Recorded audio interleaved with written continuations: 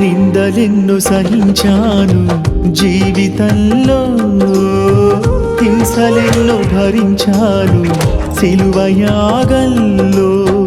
నిందలెన్ను సహించాను జీవితంలో, హింసలెన్ను భరించాను సిలువ యాగంలో.